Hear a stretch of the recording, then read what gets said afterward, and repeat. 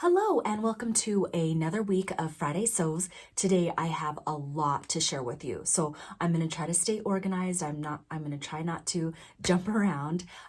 So a couple of things in this episode is I found a treasure at Hobby Lobby. I feel like you have to be like at the right place at the right time to find this. So I'm going to share that treasure with you. I'll show you a strawberry dress that I made. I also will share with you some thoughts on a Mccalls pattern. It's not going to be like a full pattern review, so, just kind of like some thoughts on it. But first, I just kind of want to talk about, this past week it was the 4th of July, and so we just kind of hung out with the family. We didn't do the parades, and I don't really like all those crowds, but we did get a swimming pool, and we just relaxed, and it was a lot of fun. It was hot. Well, our version of hot would be like 98 degrees outside.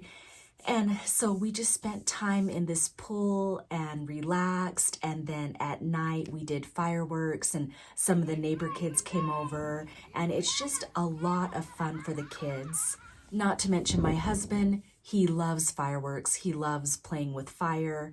And so that's his holiday. And so, at the end of the fireworks, I just clap and, So I hope you had a fun holiday as well. So this next thing that I'm going to show you is this strawberry dress that I made for my daughter.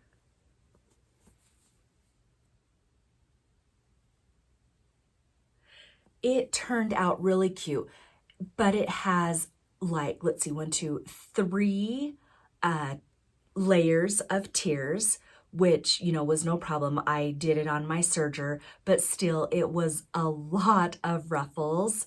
Again, I love that video that I put together. It will help you a lot if you want to do dresses like these. It won't take you weeks. It's a really fast method. So go ahead and click on that if you haven't seen it yet. But I just used it making the sweetie pie dress pattern from Ellie and Mac, which looks nothing like this. All I'm going to tell you is I used that part as the bodice because it's a great fitting bodice, and I lift off the shoulders, cut it short, and added the tiers. Sorry, I said that really fast, but I'm learning, or I'm realizing that hacking patterns is not always easy for people. I do it all the time, but yeah. Anyways, I don't know where I'm going with this. So anyways, it ended up really cute. So here she's wearing it. And then I made a second one for her best friend that comes over all the time. Oh, and if you love fruity fabric, make sure that you check out Talisha over at Creativity by T. She's actually doing a whole series on fruity fabric and making dresses. So now I'm just going to talk a little bit about the treasure that I found. I went to Hobby Lobby the other day, and yeah, they were having a sale on their fabric. But I decided, I'm like, I'm going to walk over to their clearance section because I've been wanting to find trimmings to sew. Let me see if I have an example. Here's one. On this pattern, they put like a cute trimming on it. And so I wanted to find something like that to add to some of my makes because I think that is a really cute detail. So I went to the back to look in their clearance section, and I'll show you what I found. You might not even think it's that cool. Actually, now I'm probably building it up and it's not going to be that cool anyways.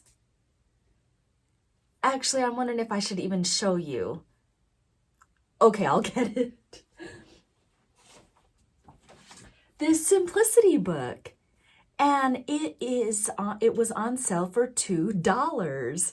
So I picked it up because, okay, the reason why it's a treasure to me is because everything is just digital. Everything is online, and I love a good book. So you can't really replace a good book. You can go out, in the summer on your patio and just flip through the book. To me, it's just very relaxing.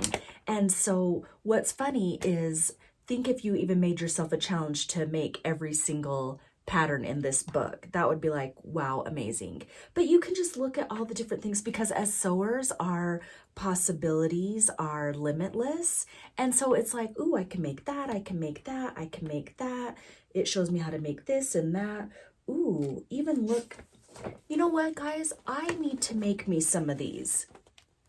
The baggy pants, I think they're called palazzo pants.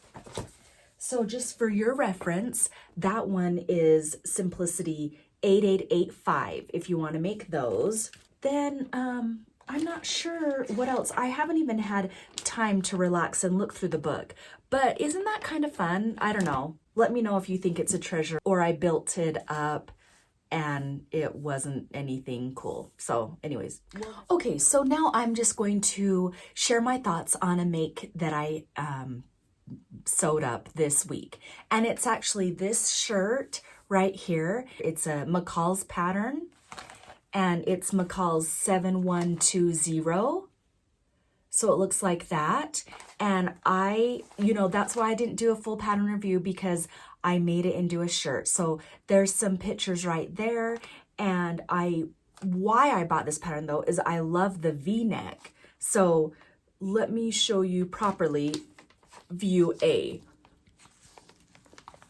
So I made view A, and I know you can't really see it there, but here's view B, that it's a V-neck. But I bought this because I love all the different options. So you can make it with sleeves, without sleeves, a round neck or a V-neck. You can add pockets. The length, you can make it shorter or longer. You can make it shorter in the front and longer in the back. But what I didn't love about this is the V-neck is extremely, it came out way too low. I do love, see, even looking at it right here, is that even how it's supposed to fit? And so what I had to do is, add this tie to it in the front, because if I don't, it's just, I've got a suntan line, but it just came down really just way too low. So then I add these ties, but also when I added the ties, I added them too short. So this top just didn't really work out. It does call for facing on the inside. See, that tie is just crazy, but that does help it so that it's not so low. But see, I did add it's a cute crab for the facing of it, and then it calls for facing right along here in the sleeve area. And I made a size, no wait, I'm sorry, I went with the size large, because the way that these go is extra small to extra extra large. And the measurements are, the bust is from 29.5 and it goes all the way up to 48 inches in the bust line. My bust is a 40, so I went with the large that says 38 to 40. And so I don't know if I did this part wrong. I actually do like how it fits right there. I don't know if it's supposed to flare out like that, but I like that it covers that pinch area. A lot of ready-to-wear shirts that you buy, they fit really weird in this area. So I do appreciate that. The flow of it, you know what, at first when I did this review, I was thinking I don't really like this pattern, but as I'm sitting here talking to you guys, I'm thinking that it really did turn out okay. And so what I probably will do is lengthen it and do the dress, so the view A dress, and then just attach ruffles to the bottom, because let me show you right there, that is the look that I'm going for. And so really the only thing that I didn't like is how low it is, but if I put this tie on it, it actually turns out okay. So what I thought was not gonna be a good pattern, right now I'm actually realizing, hey, it's not that bad. Just attach like a little tie right there so that it's not so low. After I make the dress, then, I'll probably put out like a full pattern review on it. I want to thank Jen from Today in Jen's Sewing Room for putting together the hashtag Friday Sews. So make sure that you guys put in, after you get done with my channel, go ahead and check out hers as well. And then you're just going to get so much inspiration. After you check out all these Friday Sews, you're going to want to sew something. that is the goal, right? And I just love responding to your comments. So thank you so much for watching. And until next time, happy sewing. Bye, guys.